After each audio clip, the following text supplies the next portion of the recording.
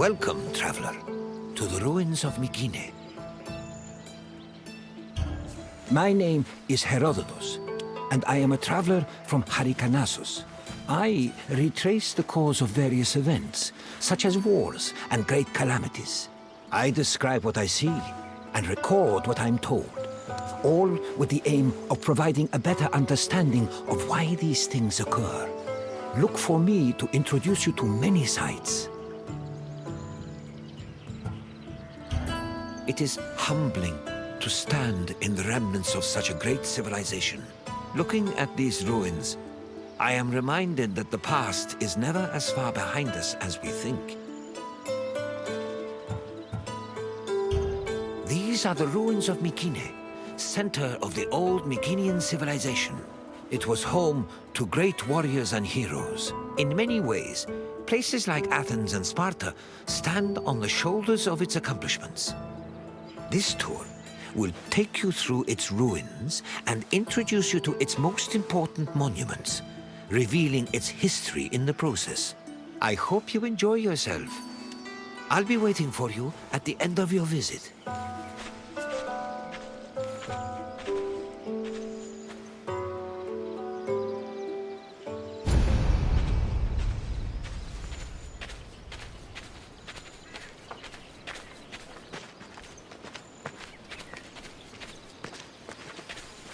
The Mycenaean civilization flourished in the Late Bronze Age between 1600 and 1200 BCE. During this period, it was mainly located in the Peloponnese and central Greece. Mycenaeans were known for exploring distant lands. Notably, they battled the Hittite-allied city of Walusa in a conflict that was believed to be the inspiration for Homer's Trojan War. But the Mycenaean people didn't only travel to fight. They learned much from their neighbors, the Minoans of Crete, such as how to write syllabic script on clay tablets. Such tablets provide evidence that Mycenaeans spoke an early form of Greek. They also tell of how great Mycenaean kings ruled over their warriors from opulent palaces in places like Mycenae, Thebes, and Knossos.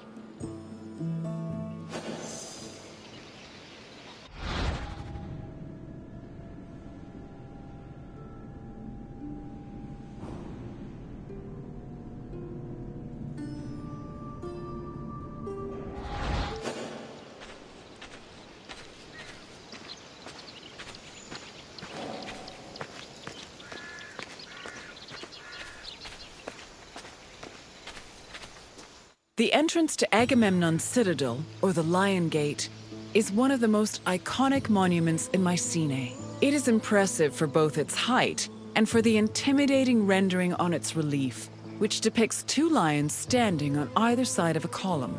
Unfortunately, the lions' heads, which were presumably made of a precious metal or higher quality stone, have been lost to time. The gate was most likely meant to greet a triumphant king returning home from successful military campaigns and to awe foreign visitors.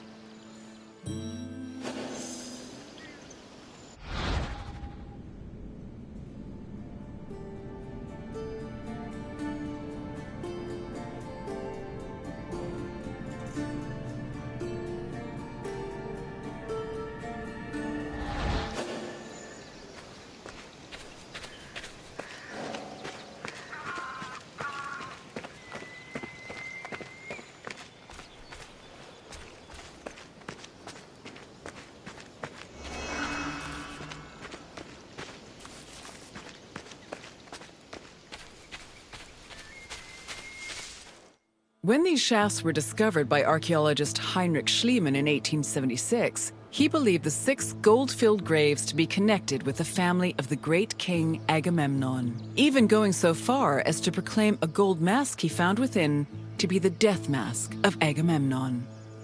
However, this was refuted by later excavations, which showed that the 19 bodies buried in the shafts dated back to a few hundred years before Agamemnon was even born.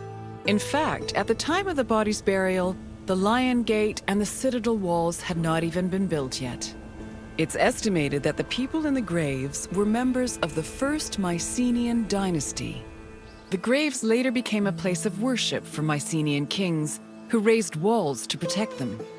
These walls helped preserve several incredible artifacts, including women's jewelry, death masks, and masterfully crafted weapons.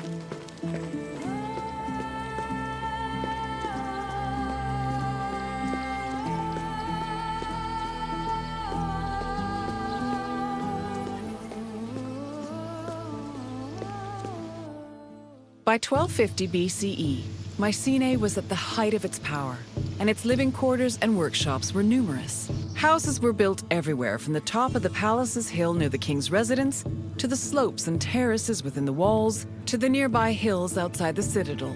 At one point, the citadel's walls even had to be enlarged to make room for more quarters. The people who lived inside the citadel were those with high status in either the military, religious, or administrative sectors of the kingdom. This is reflected by the ceramic and metal vessels inside the houses, as well as their painted plastered walls.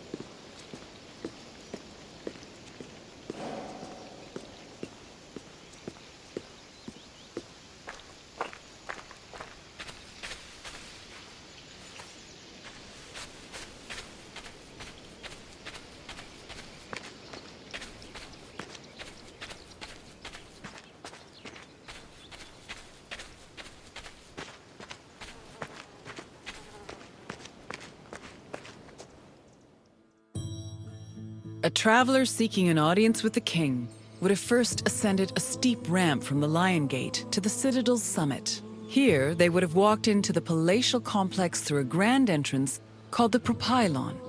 Once inside, their gaze would immediately be drawn to the palace's main hall, a monumental area known as the Megaron. The vividly decorated Megaron, which glittered with precious objects and colorful frescoes in its heyday, was where the king would have received the traveler. If the king was feeling generous, he would have shared with the visitor the palace's most marvelous feature, its commanding and majestic view, which stretched from the plain of Argolis to the gleaming Aegean Sea.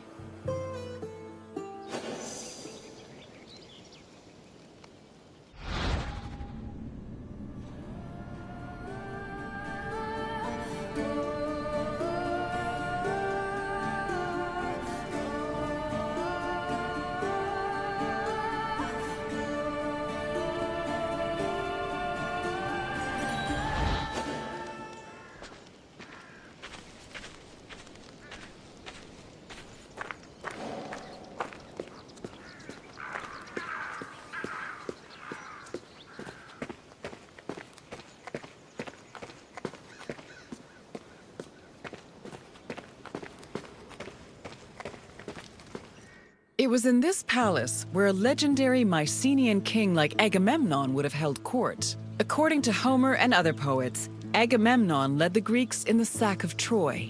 Stories say that he was a fearsome warrior on par with Achilles, but also an overly ambitious and arrogant ruler. He sacrificed his own daughter, Iphigenia, to convince Artemis to grant his ships passage to Troy. After conquering the city, he returned to Mycenae with mounds of riches, and a Trojan named Cassandra as his concubine. Agamemnon's wife, Clytemnestra, was not pleased with her husband's sacrifice of their daughter. She plotted to murder her husband out of anger. The plot was successful, and, depending on the version of the story, Agamemnon was either murdered in his bath by Clytemnestra or killed by his cousin Aegisthus during a banquet.